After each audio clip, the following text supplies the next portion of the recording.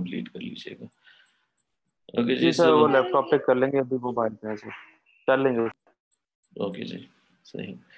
अच्छा जी, so we were talking about the regression, और रिग्रेशन टास्क जो है one of the very common and famous task of self learning models. Self learning models में हमारे पास कौन से आ जाते हैं? एआई के डिफरेंट एल्गोरिथम्स हैं, उनमें से मशीन लर्निंग और डीप लर्निंग भी आती है, ठीक है। अब रिग्रेशन क्या चीज़ होती है कि वी ऑलरेडी हैव सीन कि रिग्रेशन में हमारे पास इंडिपेंडेंट वेरिएबल्स होते हैं, उसका कॉन्सेप्ट है, और डिपेंडेंट वेरिएबल का कॉन्सेप्ट है। इंडिपेंडेंट वेरिएबल या इंडिपेंडेंट वेरिएबल्स को देख के रिग्रेशन एल्गोरिथम जो होता है वो डिपेंडेंट वेरिएबल जो कि हमारे पास वाई एक्सेस पे आता है उसकी वैल्यूज प्रिडिक्ट करने की कोशिश करता है, ठीक है। और रिग्रेशन मॉडल की कोई ना कोई हमारे पास इक्वेशन होगी, like the one we are seeing over here. ये जो इक्वेशन है इसको हम अगर चेक करें, इसको इंटरप्रेट करें, तो इसके अंदर हमारे पास कुछ इम्पॉर्टेंट पार्ट्स हैं इसके। एक तो है हमारे पास बी नॉट, या समटाइम्स इसको डिफरेंट सिंबल से भी रिप्रेजेंट किया जाता है। डिफरेंट बुक्स में, लिटरेचर में, डिफरेंट जगहों पे डिफरेंट सिंबल से इसको रिप्रेजेंट किया जाता है, but no matter the symbol is used to represent this quantity, इसका सेम ही मतलब होता है। और इसके अंदर हमारे पास क्या है, इक्वेशन के अगर हम पे गौर अगर हम करें, तो हमारे पास एक बी नॉट है प्लस बी वन है एंड एक्स है, ठीक है। अब इसमें जो एक्स है that is actually the independent variable, ठीक है, जो कि हम इस इक्वेशन में पुश करते हैं। इसकी वैल्यू को मैनिपुलेट करके इसके साथ कुछ एडिशनल कोफिशिएंट्स को कंसीडर करके ये इक्वेशन क्या करेगी, आउटपुट में y की वैल्यू एस्टिमेट करेगी, प्रिडिक्ट करेगी, ठीक है। Now this is a simple equation. Why it is a simple equation? Because this is the equation of a slope or straight line, ठीक है, जिसके अंदर और moreover इसके अंदर जो complexity है इस वजह से भी कम है, because we are using just single variable. इस तरह की रिग्रेशन एल्गोरिथम को हम क्या कहते हैं, सिंपल लीनियर रिग्रेशन, ठीक है। अब जो लीनियर रिग्रेशन है, ठीक है, वो तो जेनेरिक इसकी इक्वेशन थी। फिर हमने क्या किया था, देखा था कि हम क्या कर सकते हैं कि अपना रिलेवेंट डेटा जो है, ठीक है, उसको उठा के हम जो है इस इक्वेशन के अंदर पुट करेंगे और अपने डिज़ायर्ड वैल्यू हम इस इक्वेशन के थ्रू क्या कर सकते हैं, प्रिडिक्ट कर सकते हैं। लास्ट टाइम हमने कहा था कि हमारे पास कोई सैलरी डेटा मौजूद है, ठीक है, मीन्स उस डेटा के अंदर दो कॉलम्स थे, number of experience of different employees let's say available थी, और उसी फाइल के अंदर हमारे पास एक सर्टन टाइम तक एम्प्लॉयज के अगेंस्ट सर्टन एक्सपीरियंस सैलरी भी हमारे पास मौजूद थी। तो इन दो क्वांटिटीज को यूज करके हमने क्या किया कि let's take a practical example और इस इक्वेशन में पुट करते हैं और इसकी जो है रिग्रेशन एनालिसिस परफॉर्म करते हैं, ठीक है। तो उससे हमारे पास जो फाइल जो डेटा मौजूद था उसमें हमें पता लगा कि जो एक्सपीरियंस है, एक्चुअली द मोटिव वाज कि सैलरी को प्रिडिक्ट करना, ठीक है, और based on the experience value, okay. अब इस डेटा में हमारे पास जो एक्सपीरियंस था, वी फिगर इट आउट कि this can work as an independent variable, ठीक है। इसको हम इंडिपेंडेंट वेरिएबल की तरह जो है इक्वेशन में पुट करेंगे x की जगह पे, और फिर जो है the equation will do the rest, okay. Now the thing is के ये जो रिग्रेशन है, ठीक है, point by point, observation by observation work करती है। लेट्स से हमारे पास जो ओरिजिनल डेटा होता है उसके अंदर जितनी ऑब्जर्वेशंस होती हैं, ऑब्जर्वेशन से मुराद के जितनी उसके नंबर ऑफ रोज होते हैं किसी फाइल के अंदर, एक सिंगल रो को मैं क्या कहूँगा, एक सिंगल ऑब्जर्वेशन। तो ऑब्जर्वेशन बाय ऑब्जर्वेशन वो क्या करेगा कि ओरिजिनल ऑब्जर्वेशंस की वैल्यूज को भी कंसीडर करेगा और जो एल्गोरिथम से एस्टिमेटेड वैल्यू किसी सिंगुलर ऑब्जर्वेशन के अगेंस्ट आती है, लेट से मैंने फर्स्ट रो कंसीडर की, उसमें x की जगह पे एक्सपीरियंस की वैल्यू पुट कर दी, ठीक है, वो first, let suppose first row की, तो उसके अगेंस्ट उस ऑब्जर्वेशन में सैलरी की कोई ग्राउंड ट्रूथ जो ओरिजिनल वैल्यू थी वो भी होगी, ठीक है, यहाँ पे उस सर्टन एक्सपीरियंस के अगेंस्ट, ठीक है, वो यहाँ पे मैंने प्लाट कर दी। अब जब इस इक्वेशन में डालूंगा, ठीक है, एक्सपीरियंस की value by using the experience value plus there are some constants over here, तो इनकी मदद से इक्वेशन कोई सैलरी की एस्टिमेटेड वैल्यू भी रिटर्न करेगा, ठीक है। तो लेट से हम एज्यूम करते हैं कि जो एस्टिमेटेड वैल्यू है जो इस इक्वेशन से आई है, it lies on this line, इस जगह पे है, ठीक है। तो हर एक ऑब्जर्वेशन के लिए ये प्रोसीजर रिपीट किया जाता है, ठीक है। इट इज़ नॉट नेसेसरी कि जो एस्टिमेटेड वैल्यू है वो एग्जैक्टली ओरिजिनल सैलरी जो नॉन वैल्यू है सैलरी की उसके इक्वल आए, इसमें डिफरेंस हो सकता है। That's why we can see कि observation is lying somewhere else on the graph, और जो हमारे पास लाइन है, जो लाइन पे एस्टिमेटेड वैल्यू का जो पॉइंट बन रहा है that differs from the original value of the salary, ठीक है। यही इस वजह से ये फर्क आ रहा है। क्यों फर्क आ रहा है? बिकॉज यहाँ पे हम एडिशनल कोई कांस्टेंट्स कंसीडर कर रहे हैं। अब ज़रूरी नहीं है कि इनिशियली हमारे पास जो है हमने जो इन कांस्टेंट्स की वैल्यूज कंसीडर की हैं एग्जैक्टली वो उसको उस फैक्टर से कंट्रोल करे कि आउटपुट में हमारे पास क्या आ जाए, ओरिजिनल सैलरी के करीब तरीन वैल्यू आ जाए या एग्जैक्टली वही वैल्यू आ जाए। इन सैंपल्स की वजह से ये वैल्यू डिफर हो सकती है। तो हम क्या कर लेते हैं कि जितनी भी हमारे पास डेटा में ऑब्जर्वेशंस होती हैं उनके अगेंस्ट एस्टिमेटेड वैल्यू कैलकुलेट कर लेते हैं and then again we repeat this algorithm, ठीक है।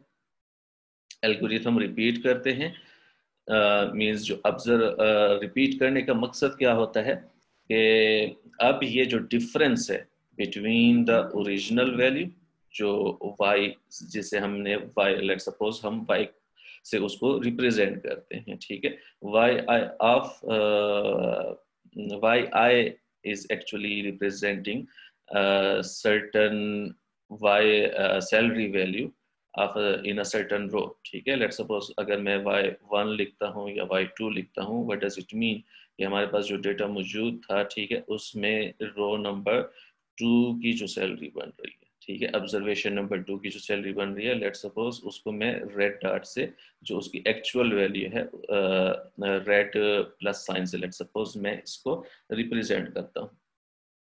इसके अगेंस्ट जब इस ऑब्जर्वेशन को मैंने यूज की और इक्वेशन में एक्सपीरियंस की वैल्यू डाली, तो इक्वेशन से जो हमारे पास आउटपुट आई, let suppose it lies on this line, okay, and I represent that point with the green arrow, ठीक है, सॉरी ग्रीन प्लस साइन।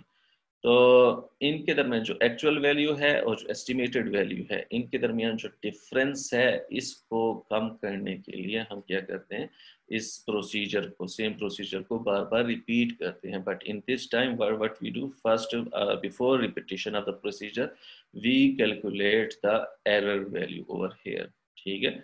उसके लिए एक सिंपल तरीका मौजूद है, अल्टरनेट लीस्ट स्क्वेयर्स के थ्रू हम क्या कर सकते हैं, ऑब्जर्वेशंस और एस्टिमेटेड वैल्यूज के दरमियान जो डिफरेंस है वो कैलकुलेट कर सकते हैं, and by using that error values but we do के नेक्स्ट टाइम जब हम इस एल्गोरिथम को रिपीट करेंगे तो इन कांस्टेंट्स में चेंजेस करेंगे, ठीक है, इन कांस्टेंट की वैल्यूज को चेंज करेंगे, ठीक है, स्पेशली द B1, ओके। तो हम क्या करेंगे कि हर एक इंडिपेंडेंट वेरिएबल के साथ जो उसका एसोसिएटेड का कोफिशिएंट होगा उसकी वैल्यू को थोड़ा ट्वीक कर लेंगे, ठीक है, चेंज कर लेंगे। तो इसी तरह ये चेंजेस करते करते हमारे पास क्या हो जाती हैं कि जो हमारे एस्टिमेटेड वैल्यूज भी होती हैं, ठीक है, वो एक्चुअल ऑब्जर्वेशंस के करीब तरीन आ जाती है, ठीक है। और उस हद तक हम इस एल्गोरिथम को रिपीट करते हैं ताकि बेस्ट पॉसिबल हद तक ये एरर जो है, ये डिफरेंस जो है एक्चुअल वैल्यूज़ और जो एस्टिमेटेड वैल्यूज़ हैं उनके दरमियान बेस्ट पॉसिबल हद तक रिड्यूस हो जाए, ठीक है। फिर एक पॉइंट आएगा जिसके बाद ये वैल्यू जो है कम नहीं हो सकेगी, मीन्स अगेन ये बढ़ना स्टार्ट हो जाएगी, ठीक है। तो जब ये बढ़ना स्टार्ट हो जाए तो हम क्या करते हैं कि हम ट्रेड ऑफ करते हैं, आल्दो के एग्जैक्टली हर एक ऑब्जर्वेशन के अगेंस्ट उसकी actual value exactly actual value के ऊपर ही एस्टिमेटेड वैल्यू नहीं आती। हम क्या कर लेते हैं कि हम ऑप्टिमल लाइन के ऊपर इक्तफा करते हैं, ठीक है। We compromise on optimality scenario के okay although the estimated values doesn't lie on the actual value, उसकी बिल्कुल एग्जैक्ट वैल्यू की कॉपी नहीं है, हम क्या करते हैं कि उसके करीब तरीन कोई वैल्यू है और it is in the acceptable range, ठीक है। तो वहाँ पे हम क्या कर लेते हैं कि एल्गोरिथम को फर्दर ट्रेन नहीं करते, फिट नहीं करते, हम कहते हैं कि इसी हद तक, जितने तक मतलब जिस हद तक ये एरर रिड्यूस हुआ है, ये मॉडल ट्रेन हुआ है, तो इसको हम क्या कर सकते हैं, यूज़ कर सकते हैं for the future predictions, okay.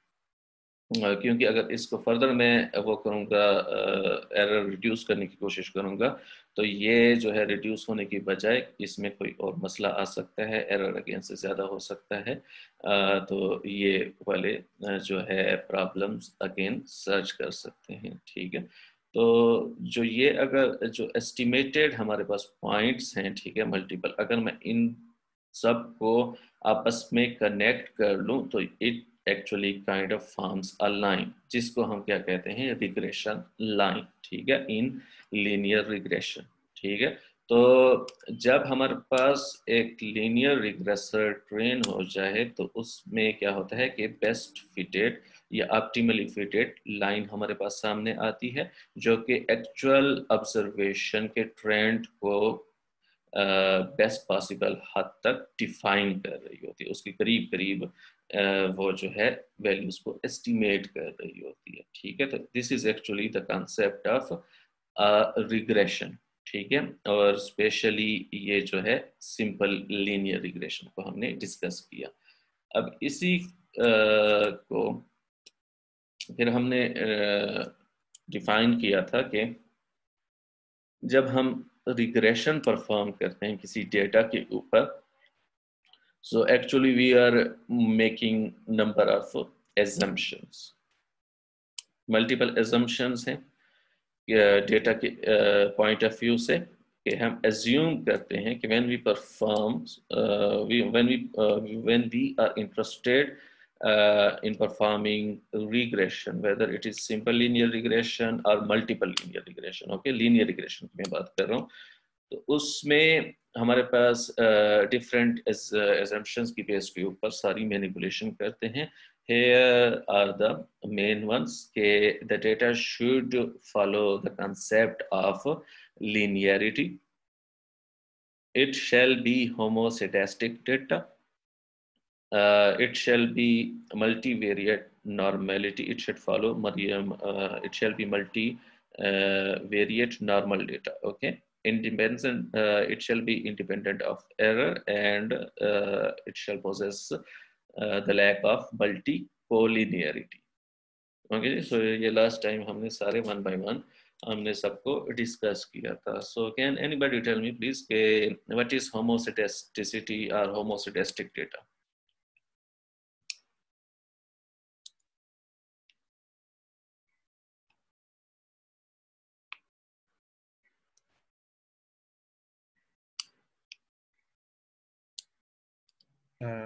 Sir ये होमोसिडेसिटी का तो आपने बताया था कि जो डिस्ट्रीब्यूशन होती है ना वो एक बाउंड के अंदर तक होती है। सही, मीन्स जो हमारे पास डिपेंडेंट वेरिएबल है वो आपस में उसमें जो वेरिएशन होती है that is kind of similar variation, irregular yes sir. Variation नहीं होती, ठीक है। मींस सर आपने लिखा था variance is constant.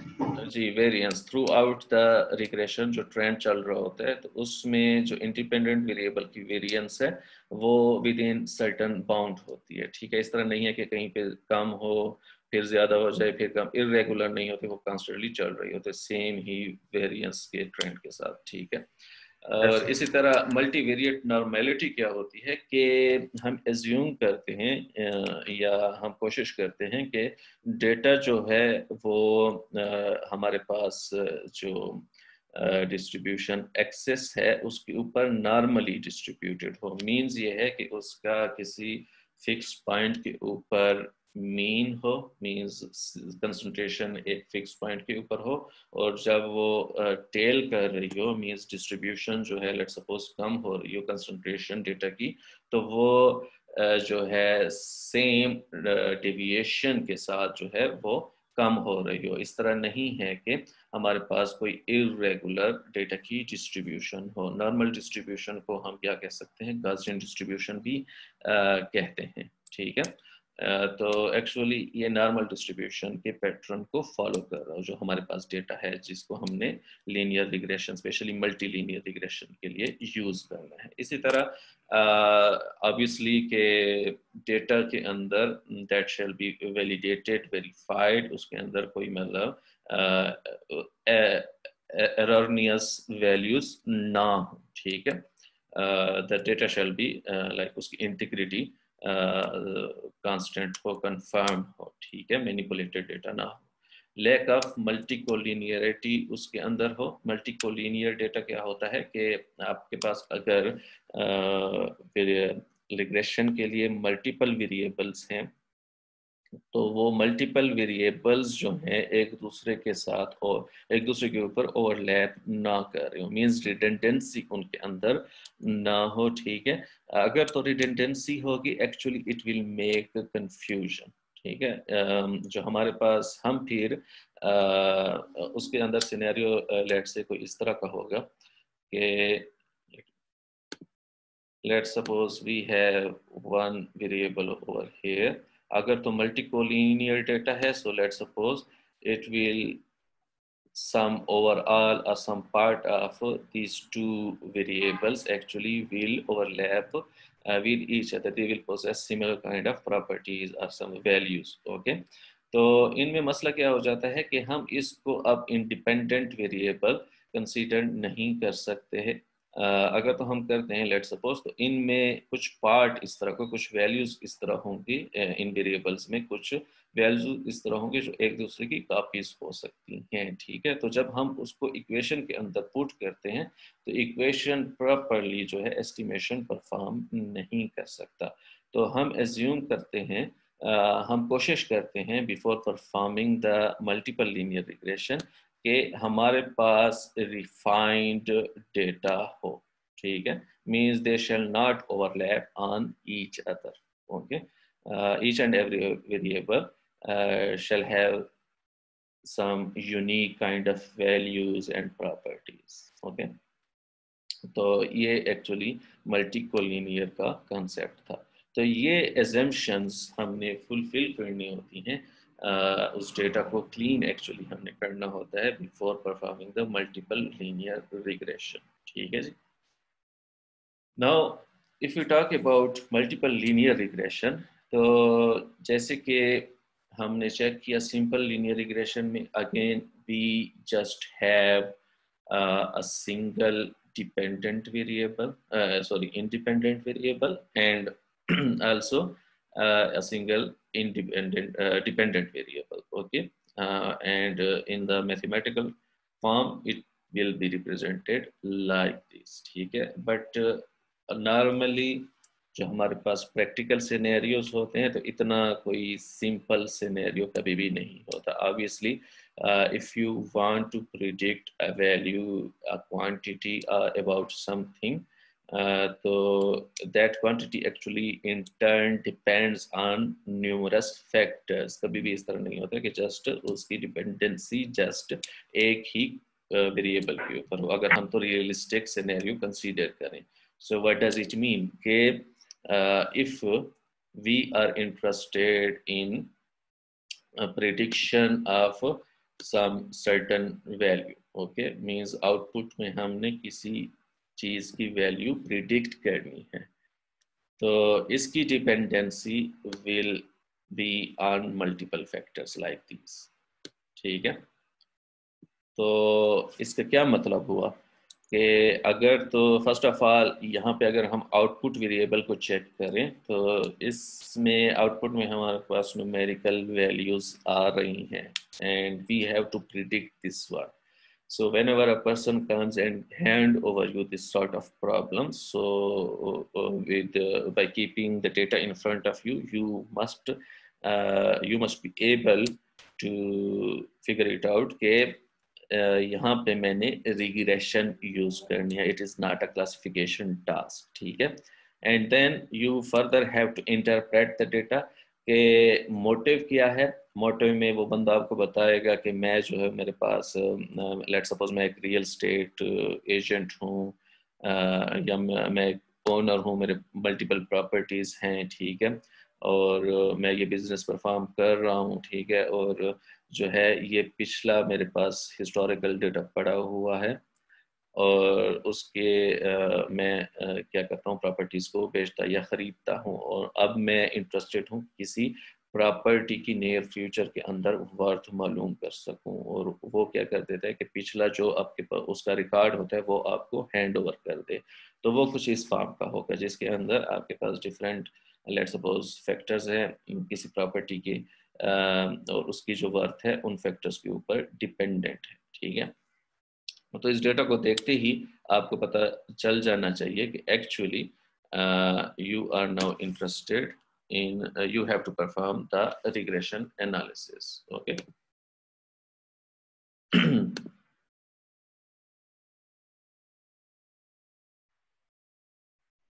Wait for a minute.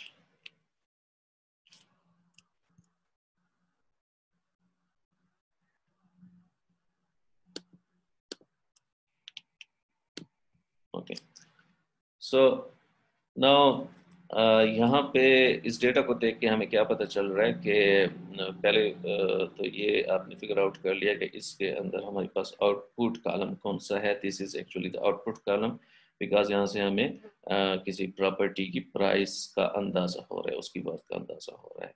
और then you have to analyse कि इस प्रॉब्लम के अंदर हमारे पास डिपेंडेंट वेरिएबल्स कौन से होंगे. So these are the actually dependent variable. इन फैक्टर्स के ऊपर जो प्रॉपर्टी की वैल्यू है इन फैक्टर्स के ऊपर डिपेंडेंट है. ठीक है, नाउ इन दिस केस अगर तो हम इसकी रिग्रेशन परफॉर्म करें तो इक्वेशन वो सिंपल इक्वेशन नहीं रहेगी जिसके अंदर जस्ट वन वेरिएबल हो. ठीक है, and other than that if you are given with certain type of data sets, so there is like informal ways you have to represent the data set, or you have to actually interact with the data set in a formal way. For that we use number of samples and notations. Okay, for instance if somebody asks you कि इसके अंदर data set के अंदर features कितने हैं.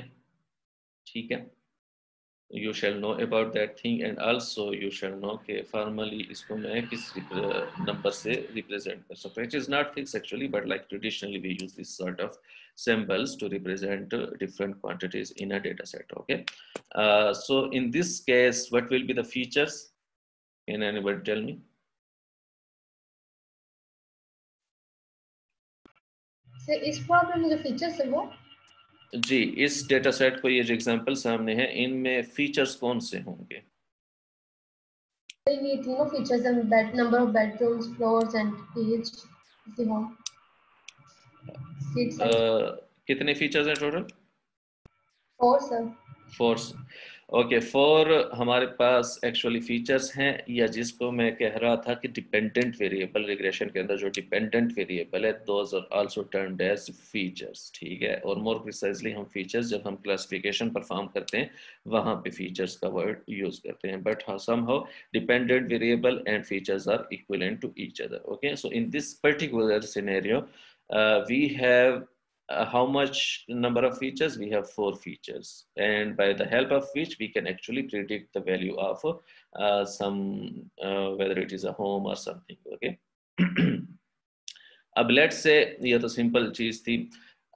इसके अलावा के आपके पास total number of instances in a data set कितना होने क्या है, कोई अगर आपसे पता करता है so you shall know the answer, और आपको इस चीज़ का आइडिया होना चाहिए कि if we talk about the number of instances in a data set, number of observation, ठीक है, या साइज ऑफ डेटा सेट, तो इसका आपको आइडिया होना चाहिए कि ये चीज़ें क्या हैं। क्या मुझे कोई बता सकता है कि ये क्या होता है?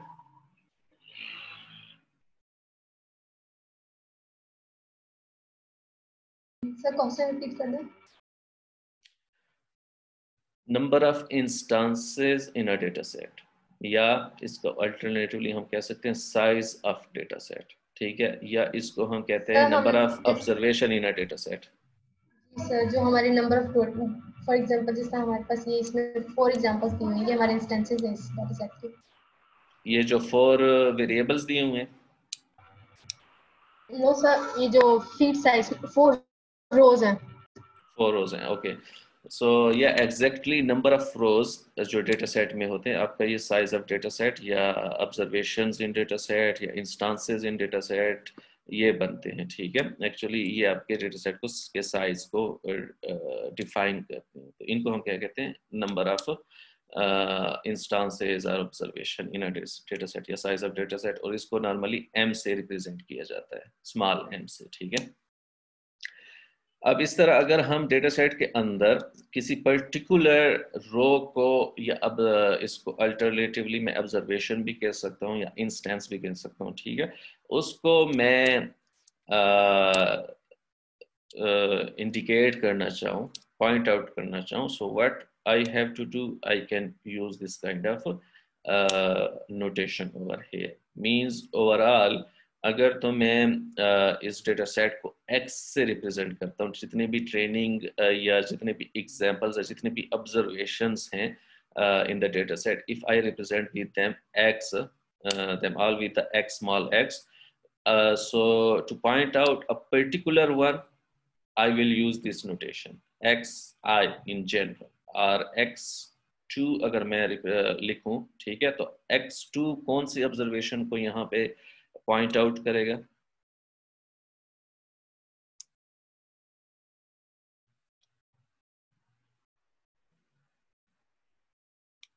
हाँ जी,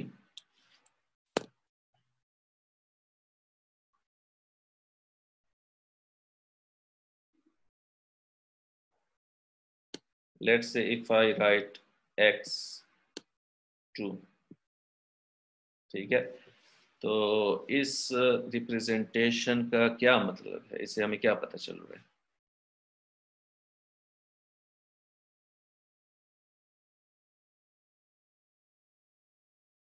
तो इसका मतलब सेकंड रो।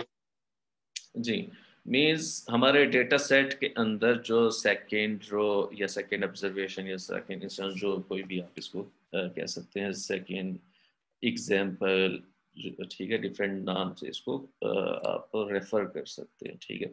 तो इस नोटेशन का क्या मतलब है कि हमारी डेटा सेट के अंदर जो फर्स्ट है ये second actually particular this one, इसको हम नोटिफाई कर रहे हैं, ठीक है। और फर्दर लेट सपोज हम किसी ऑब्जर्वेशन के अंदर किसी पर्टिकुलर फीचर की वैल्यू को अगर हम रेफर करें, तो उसके लिए हमने क्या करना होगा कि we have to in the subscript we have to use that particular number. अब इससे हमें ये तो पता चल गया कि we are actually referring to the whole second row. अगर सेकेंड रो के अंदर हम पर्टिकुलर नंबर वाले फीचर को की वैल्यू को रेफर करना चाहें, पॉइंट आउट करना चाहें, so we have to use the index of that particular feature in that row. Okay, so what does it mean? Okay, actually in the second observation, fourth number feature.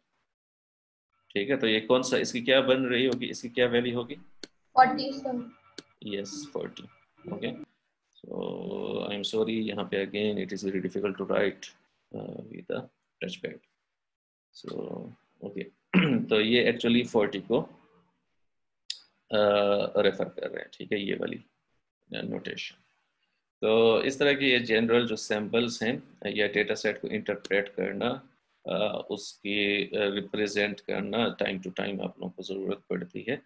जब कभी आप literature study कर रहे हों तो उसमें भी इस तरह की नोटेशन आप लोगों के सामने आ सकती हैं, उनको फिर अंडरस्टैंड आप अगर तो आप लोगों को ये आइडिया हो तो इजीली कर सकेंगे। And other than that if you right something of yourself तो उस टाइम पे भी आपको ज़रूरत पड़ सकती है कि in a formal way you can actually represent these things in a good way rather than just writing in a sentences। means के आप words में इसको, इस चीज़ को अगर आप words में लिखते हैं और alternatively अगर आप इसको mathematical इस तरह represent करते हैं in a symbol form तो it will be a better way, इसका अच्छा impression पड़ता है, ठीक है।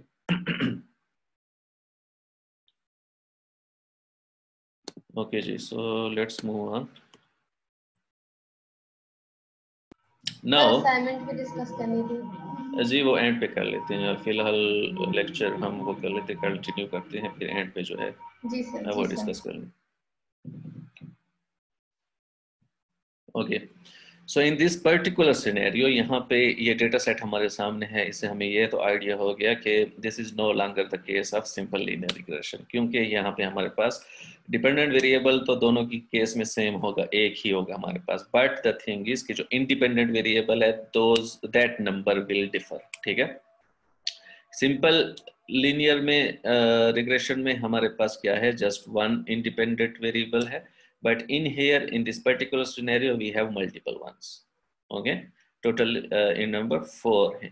तो हमारे पास ये जो ओरिजिनल इक्वेशन है, we have to modify this, we have to actually include all the independent available in the data set into this equation। तो हमारे पास after the modification for this particular example क्या बन जाएगी, इक्वेशन ये बन जाएगी, we have to incorporate all the independent variables over here and हर एक इंडिपेंडेंट वेरिएबल का उसका के साथ एसोसिएटेड कोएफिशिएंट होगा, और ये कोएफिशिएंट बड़ा ज़रूरी होता है because with the help of this actually you can tweak its influence on the independent variable, ठीक है, बिकॉज हम बाई इट सेल्फ डायरेक्टली जो इंडिपेंडेंट वेरिएबल्स होते हैं उनकी वैल्यू में चेंजेस नहीं करते, वो ऑलरेडी डिफाइंड जो डेटा सेट के अंदर गिवन है वो हम कभी भी चेंज नहीं करते।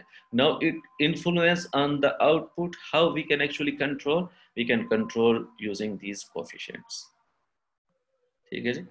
तो these are actually coefficients of the independent variables, and in we also have additional constant type of thing, इसके साथ कोई independent variable नहीं होता नॉर्मली।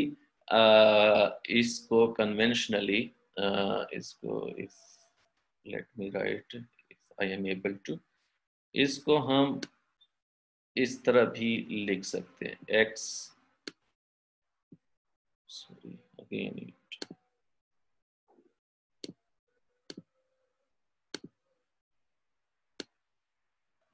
ठीक है, x not be not x not से हम इसको रिप्रेजेंट कर सकते हैं, एंड x नॉट की जो वैल्यू होगी दैट विल बी एक्चुअली